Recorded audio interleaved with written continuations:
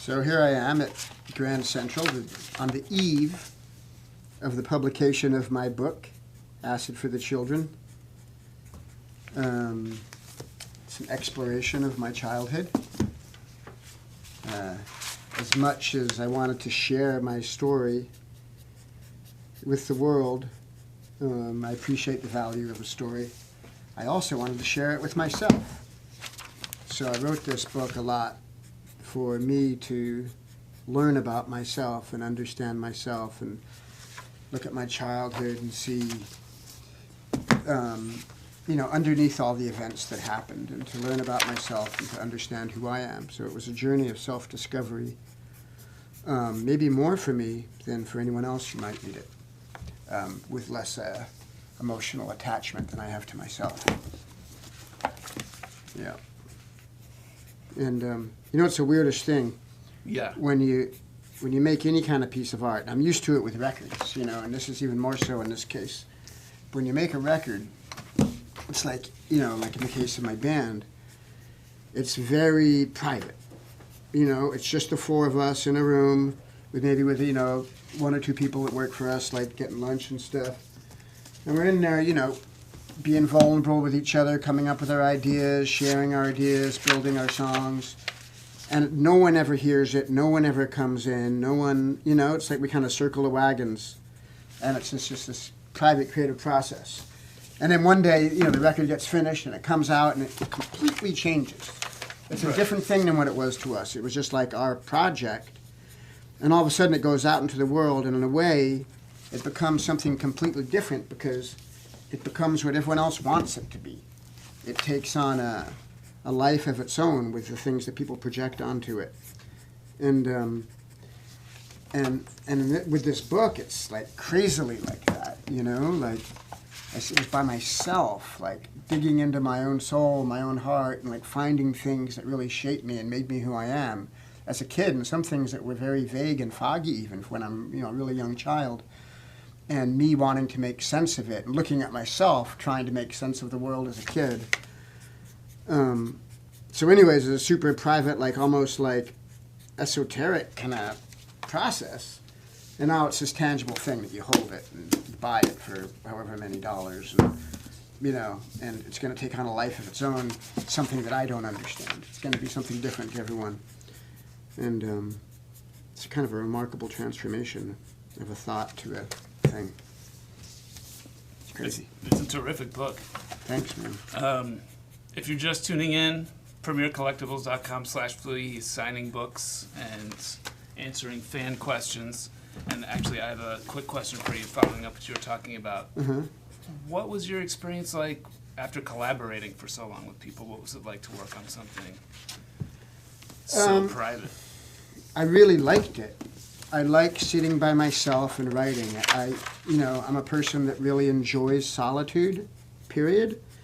So just the like I like to sit and play my instruments. Music is often a very solitary process as well.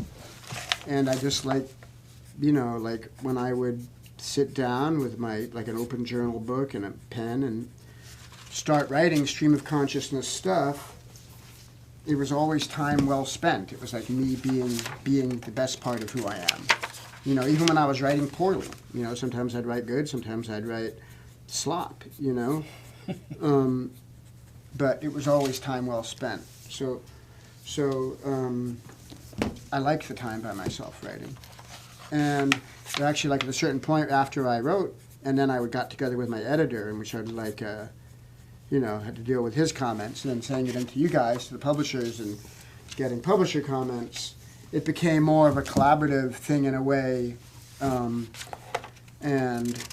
like listening to what people say and deciding what, advice to accept, what not to accept.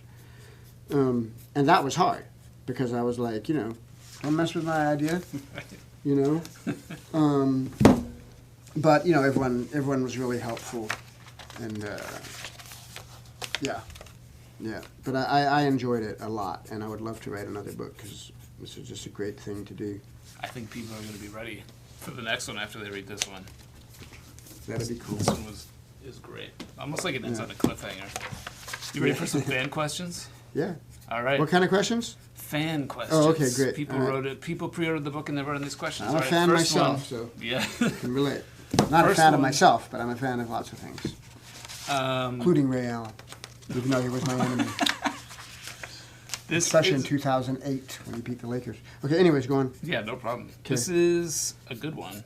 Adam in Tucson needs some advice. How can you improve the music workflow when you come to a wall/disagreement with your band? Well, this is something I know a lot about. And I come to disagreements with my own band all the time. And it can be frustrating, and you get your feelings hurt, and you, you know, it's like being in a relationship, like an intimate relationship when you're playing with someone, because there's such a vulnerability, and you want your heart to be understood. And I think like the same thing I would say to anyone if I were a marriage counselor, which is the last thing I would ever be. And you don't want me as your marriage counselor. I've been married for 2 weeks now, doing great. Oh yeah, congratulations. Thank you very much. I would say that the most important thing is to put your ego down, to listen well to what everyone else is going through, but that doesn't mean not believing in your own creative idea if you know that it's good in your heart. Never doubt yourself. And it could be that the person that you're collaborating with is not the right person for you to express that idea with. Maybe you can't work together.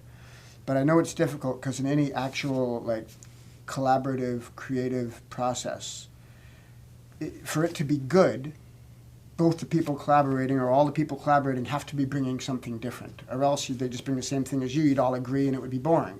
Or we might as well do a solo project. So, you know, you have to, you know, it has to be about love, ultimately, you know. Love and play with people who you respect and trust. And hitting walls is hard, but it's part of the process. And as the great George Clinton said, if there weren't any humps, there wouldn't be any getting over. So I always like to think about that as, you know, things are difficult, that you're always going to be met with obstacles, and let love guide you. And from anything that comes from love will always work out the right way. But if you're coming from fear and insecurity and all of that stuff, which are the things we all deal with, the odds of things getting resolved are much less likely. Getting resolved in a healthy way, productive way. That's my answer to that question. Yeah, the give and take is crazy in those relationships. Totally. And hard. Yeah. All right. Chase from Bush, Louisiana. Out of all the bass guitars you've ever fell in love with, which meant the most to you? Actual guitars. My 61 jazz bass, which is still my main bass. I don't play it live because it's just kind of an old and beat-up instrument, and it has a hard time existing on the roughness of a rock tour when I just absolutely destroy basses.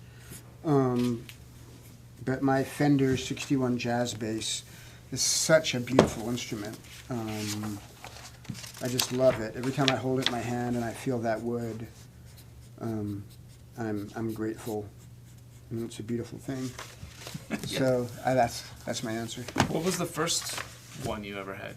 Do you remember? The first bass I ever had was like one of those cheap little Fender ones, like beginner's basses. Yeah. Kind of, I think a Mustang it was called. And you know, I write about in my book. I write about the day I started playing the bass. And I had a very dear friend named Hillel Slovak who had a rock band called Anthem in high school. And one night he asked me if I would start playing the bass and join his band, and it was a really beautiful moment for me. And the next day, I said, however I did, I don't know how I got the money together, whatever it is, I went out and I got a bass right away. And it was a thrilling, exciting moment for me, and I just picked it up and started thumping on it, and I've never stopped. And I hope to never stop. All right, James from East Bridgewater, Massachusetts. Hey, Flea, how satisfied are you with the final product of your book? And would you write another one? James?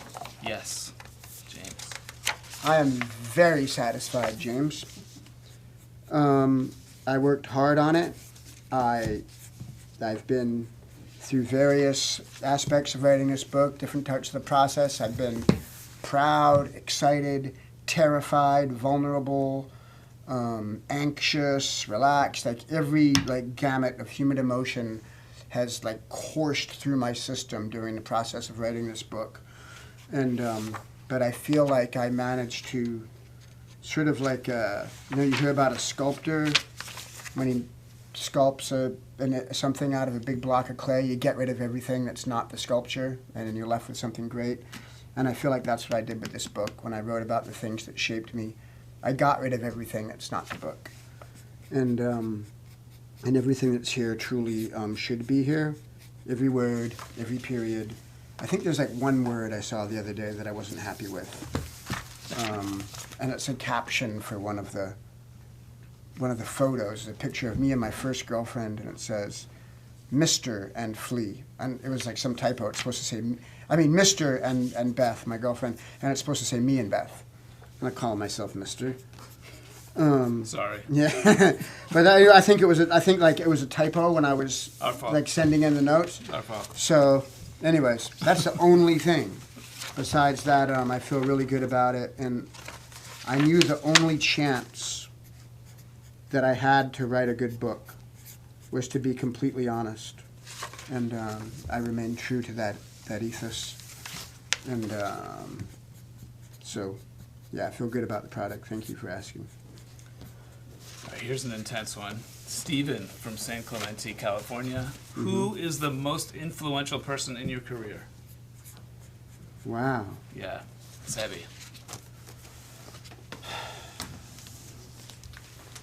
In my career. I don't know, can you nail it down to one? No, I cannot. Yeah. I can't. There's so many. In different ways. My partner in the band, Anthony Kiedis, is hugely influential.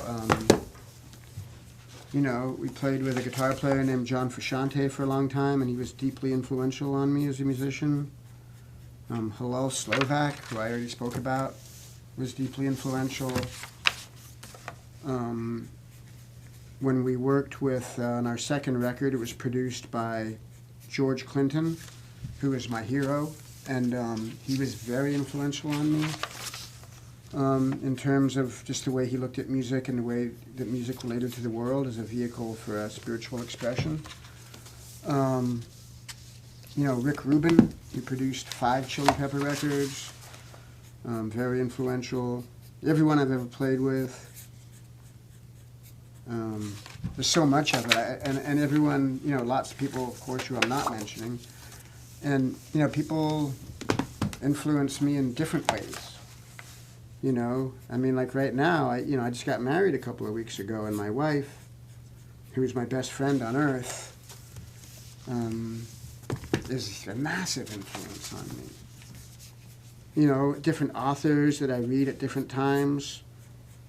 When I was a kid, I write about Kurt Vonnegut. It was a huge influence on me.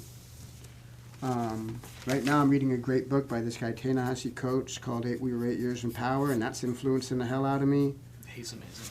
He's amazing. Anyone that teaches me, people that teach me, that things that I can't see from my own worldview, they influence me. And I care deeply, and I'm always open-minded and ready to learn. So, yeah, a lot of influences. Brian from Evans, Colorado. Mm-hmm. Why is funk punk so damn cool? Well, I think mostly funk music, which really, in the classical term that we think of it as, was really born in the 70s. Punk music was born in, obviously all the things that influence these things come long before, but punk came in the late 70s.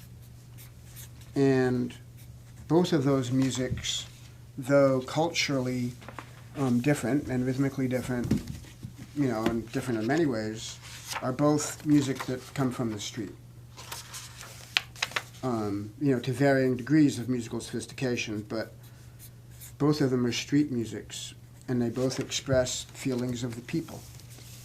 And they're songs and rhythms that give people hope, that give people something to people who might feel uncomfortable. In lots of places, they have a sound that is them, that is a soundtrack to their heart, to their life, to their hopings and their yearnings. And so you put those two things together, and you know, you have what you have. So, you know, I mean, I love all music. I love classical music. I love jazz. I love African music. I love punk rock. I love electronic music. I love, like, post-war German improvisational music. You know, I like so much different music, and every music has something different to offer. And to me, there's only two kinds of music. There's soulful music and non-soulful music.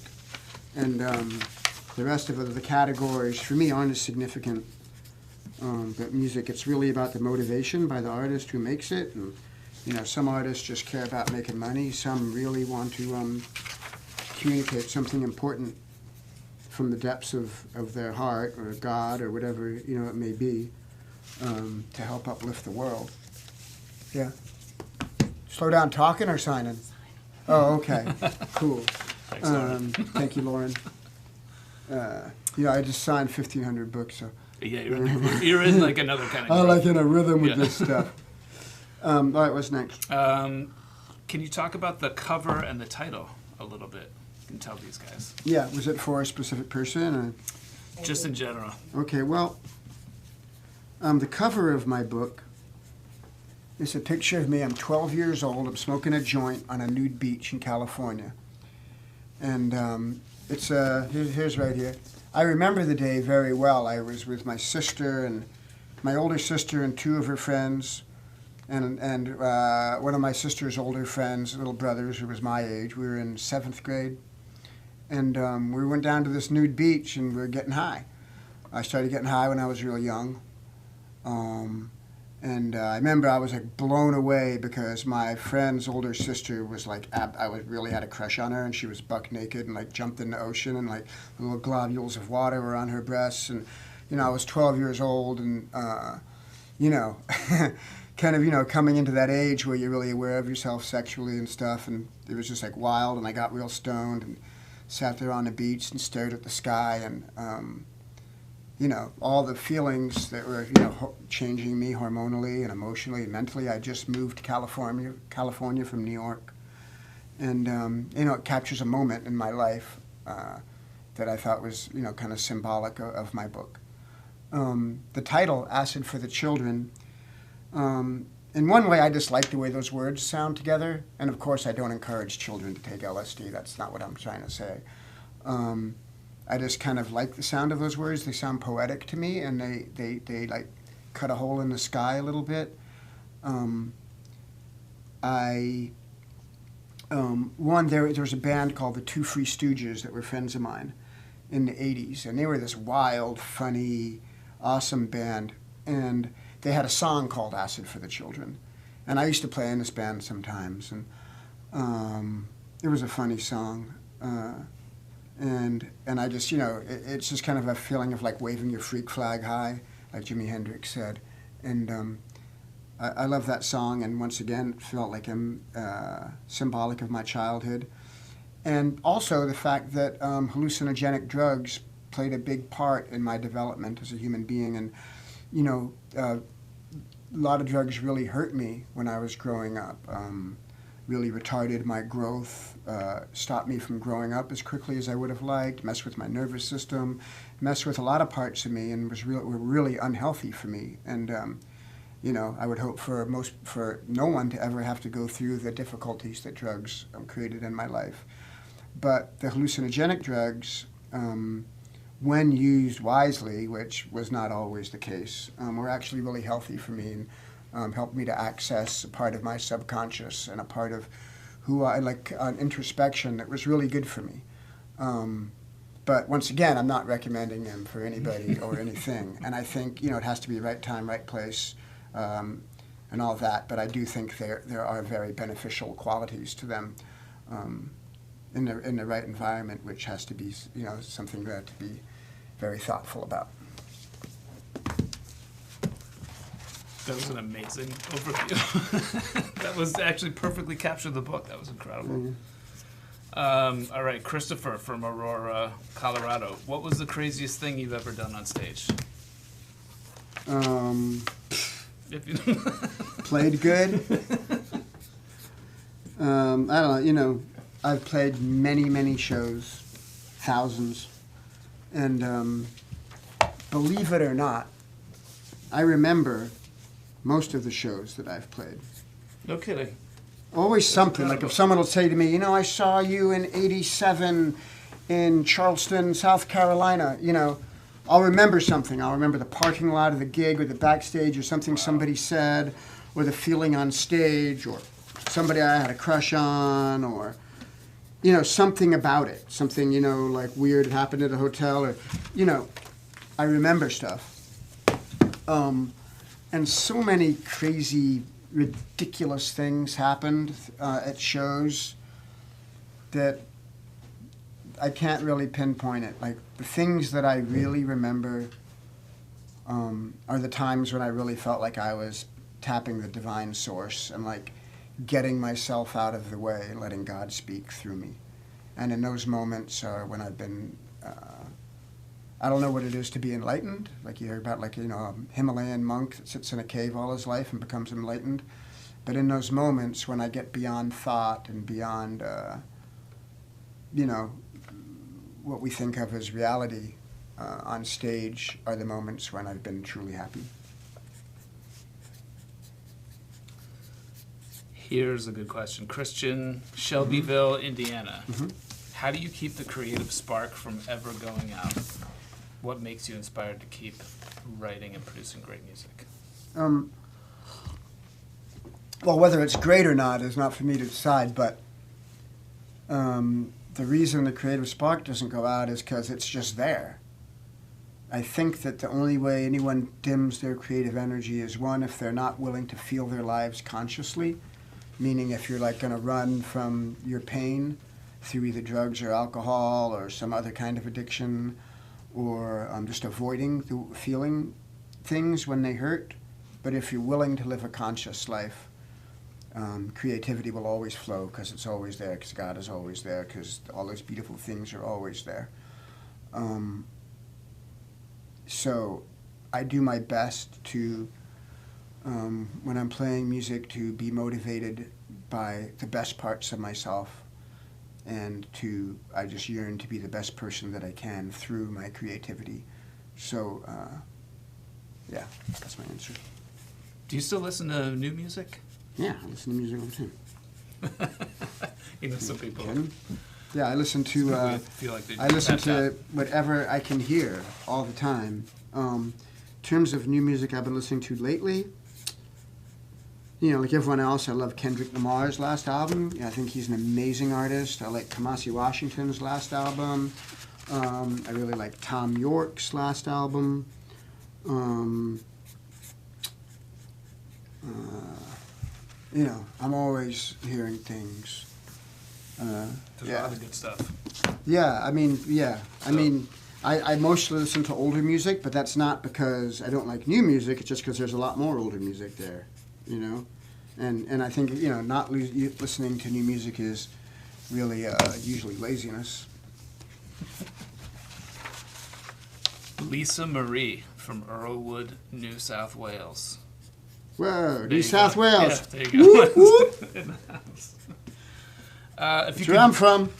If you could join one other band in history, which would it be? Jimi Hendrix Experience. Solid. Let's see. Ashley from Sioux Falls, South Dakota. At what age did you fall in love with the Lakers?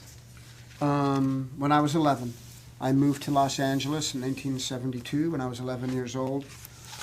And the school that I went to, like, I liked basketball before. Like, I lived in New York. I liked the Knicks and stuff, and Earl of Pearl when I was a kid. But when I moved to L.A., and I got to school, like, everyone was playing basketball all the time, and I didn't know anybody, and I really wanted to fit in. And I just started playing basketball. And I loved it so much. And then I started watching the great Laker teams. And my mom took me to see a basketball game right when Kareem Abdul-Jabbar came to the Lakers. I think that's 74? 73? I can't remember exactly when he came. Maybe a little bit later. I don't remember. Sadly. But and I saw him play, and just like the way he was, that sky hook, and he's like carried himself in such a cool way, like such a distinguished thing about him. Then his goggles and his whole trip was just so cool, and I just fell in love with it, you know. And so that's when I first started, you know, but it wasn't on TV as much then. You couldn't see it as much, you know.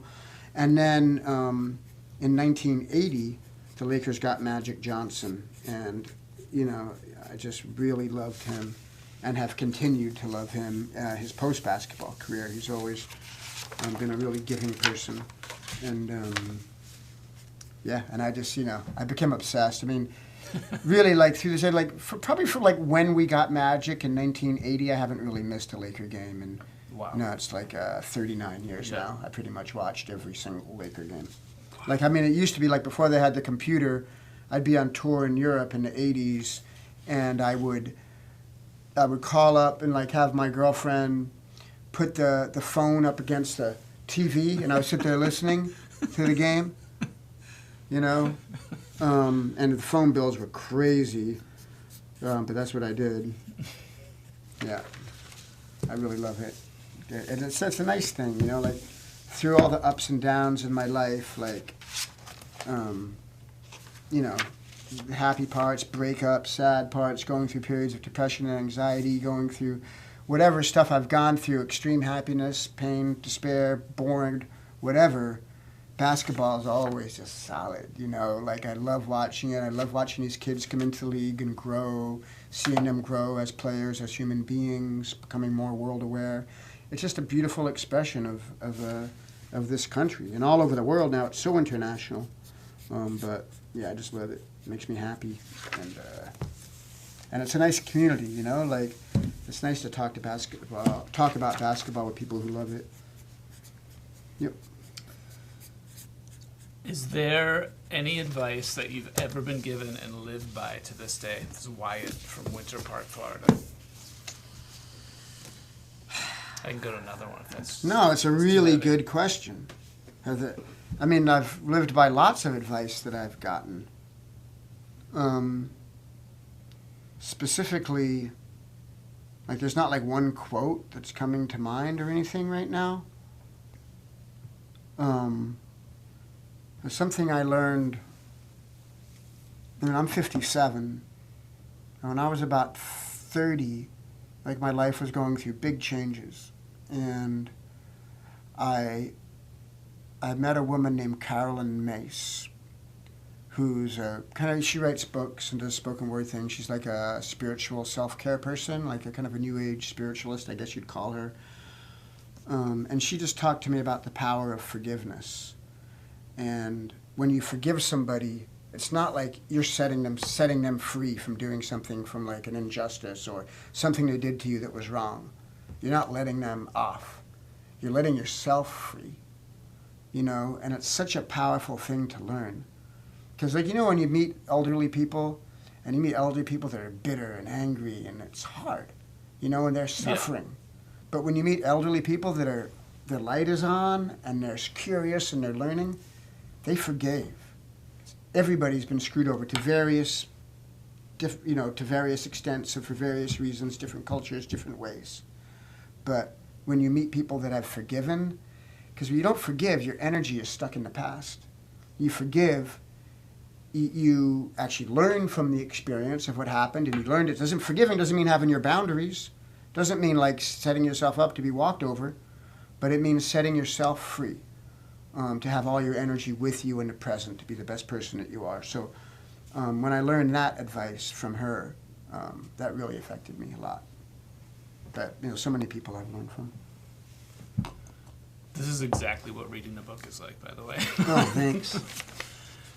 Just terrific. Thank you so much.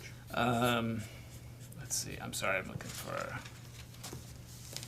How are we doing time-wise, Lauren, with the signing? We're good? Okay. This is a good. Actually, I wanted to ask this one. This is a good one. Michael, Lake Hiawatha, New Jersey. Would you ever record a jazz album? Well, I have played on other people's jazz records, but what I about would. solo? What's that? What about a solo? I would love to, Flea? and I've always kind of dreamed of doing it because I play trumpet, as a lot of people know, and I would love to make a jazz record, and it would take me really putting some time aside from everything else to focus on doing it.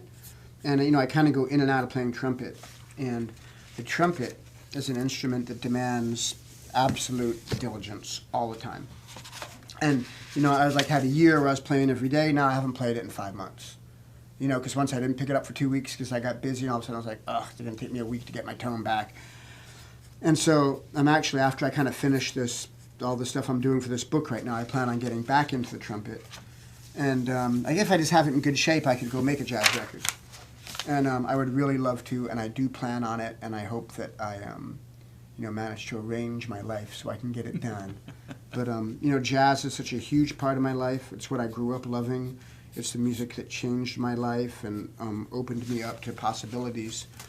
Because I feel like the greatest, for me, like the high point of American art is the bebop that came out of the 40s from Thelonious Monk and Charlie Parker and Dizzy Gillespie and these guys who were geniuses. And it doesn't just, it works on so many levels. It's spiritually profound, intellectually profound, the physical dexterity and the diligence that it takes to do it is profound. The message that it relays, if you're open-minded to hear it, is revolutionary. It will heal you and it will teach you, And for me, I was lucky when I was a kid to hear that music. It's my favorite. It's what I grew up on. It's a pillar of who I am. Was there a specific jazz record that was or a record that you listened to and it blew your mind? There's a lot. There's a lot of them. Probably the one, and this is one of the most popular jazz albums of all time, so it's nothing unique about me loving it, but Kinda Blue by Miles Davis. That's a record that probably my most go-to record in my life. If I just I just want to be comfortable. I want to just lay back and be carried away in something that's putting on an old sweater that fits really well or something, I love that album. Miles, of course, unbelievable dude. Carson from Geneva, New York, is wondering when the new Chili Peppers album is coming out. I can't give a date for that. We're working on it. We've been writing and piecing it together. We kind of got distracted from the writing process over these last few months because we were running around the world doing concerts. And then I'm doing my book thing right now, and I got married 2 weeks ago. So I don't know, but next year sometime for sure. Chris from, wow, there's a lot of Colorado in here. They like me in Colorado. That's because weed is legal over there. They're all stoned. Looking at me smoking a joint on my cover. Yeah. Desert Island record. That's what he wants to know. If you were on a desert island, it could bring one record. A Love Supreme by John Coltrane. Rob from Corpus Christi, Texas. Have you had any formal bass training? Very little. I took one bass lesson once, and it didn't really go well. I didn't really connect with the teacher, and as I recall, he gave me the music for "Take It Easy" by the Eagles, and asked me to play that. Sorry. And nothing against, I'm cool with the Eagles. Yeah. It's not my thing, but I'm cool with it. I understand. I recognize, their craftsmanship, but beautiful harmonies. Yeah, but and I was just kind of I didn't want to the idea of "Take It Easy" when I was 17 years old seems like the stupidest thing in the world. I was I want to go crazy. I want to go buck wild. Take it easy. You know what I mean? It just wasn't what I wanted to know about at that age and that time. So it just didn't resonate with me. I learned playing bass by jamming with my friends and just experimenting and failing and occasionally doing something that I thought was worthwhile. Lauren is asking us to end this with the 22 questions in 2 minutes. Are you All right, cool go. with this? 22 and 2. 1, where were you born? Melbourne, Australia, 1962. 2, who would you want to play you in a movie? Denzel Washington. It's gotta be Ed Harris. What? Ed Harris. Ed Harris, not Willem Dafoe. All right, Ed Harris. I know, but it's not when I'm a kid. I mean, he can do anything now. He might be able to pull it off. We both kind of have the cheekbones and a bald head. All right. 3, what was your first job? Mowing lawns in the neighborhood. 4, what is your biggest fear? Being constricted from expressing myself. 5, who makes you laugh the most? My wife. That is wonderful. 6, what is the one thing you need to have in your fridge at all times? Blueberries. 7, what is your greatest accomplishment? Parenting my children. 8, who is the most interesting person you met recently? Most interesting person I met recently. Jimmy Franco. Okay, yeah, Jimmy Franco. Jimmy Franco. 9, what is your middle name? Peter. 10, what is your biggest pet peeve? People that aren't kind to their dogs. That's not really a pet peeve. Well, it's like a literal pet Or not, peeve. so not people like who are abusive to animals, but like when someone comes over and my dog goes up to sniff them, they don't pet him on the head and be kind. Like, I just like, come on. Yeah, I don't know how you can resist. Some people just aren't dog weird. people. 11, what is the last book you read? The last one I finished, because I'm in the middle of one right now, the last one I finished was what did I read right before that? I think it was News of the World by Paulette Giles. Wow. 12, what is your favorite hobby? I don't know if I consider anything a hobby, because everything I do, I'm like really into it, but probably playing chess. I don't play that much. 13, what is your guilty pleasure? If you believe in guilty pleasures, I don't know. I don't believe in guilty pleasures. 14, do you have any hidden talents? I can make a wicked omelet. My omelet making skills are like transcendent. Now I'm hungry. What color is your toothbrush? This is 15. It's clear. Toothbrush. I forgot to bring a toothbrush on this trip, and I got the one from the hotel lobby. It's one of those shitty little clear ones they give you. 16, what is your secret snack? My secret snack? I guess like a snack, like a go-to snack. Is that kind of like what? Go-to snack? I enjoy the date. Blueberries? I enjoy dates. How do you take your It's coffee? my sweet snack, because I don't eat sugar, so it's only a few sweet things. How do you take your coffee? With oat milk. I like an oat milk cappuccino. What is the last movie you saw in theaters? Jesus, it's been a while, man. I'm too busy. Yeah. The last one I saw in a theater...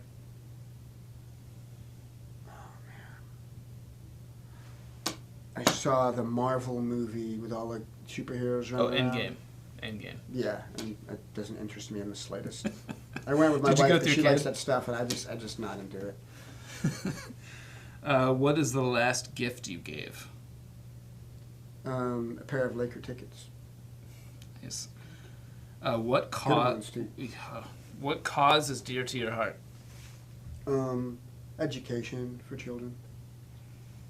I For mean, anybody. the Silver but, Lake you thing know. is amazing. Yeah, but just in general, you know. What is number 1 on your bucket list? So that means something I need to do before I die that I haven't done. Yeah, I guess. So. Making a jazz album's a good one. Ooh, that's a good one. Yeah. We didn't make it in 2 minutes, did we? Where do you want to go that you've never been? Ghana. That's it. 22 questions. Okay. Is that premiercollectibles.com/Flea. You can pre-order his book, Acid for the Children. It's out tomorrow. It'll be signed. It is a insanely amazing book, honestly. Thanks very much. Thanks so much. Thank you. Thank you. Thanks for having me. Thank you, Lauren. Thank you, Premier Collectibles. I poured my heart into this book. Everything from the depth of who I am. I did my best to express it as eloquently as I could. And for those of you who like to read, we are connected through the book.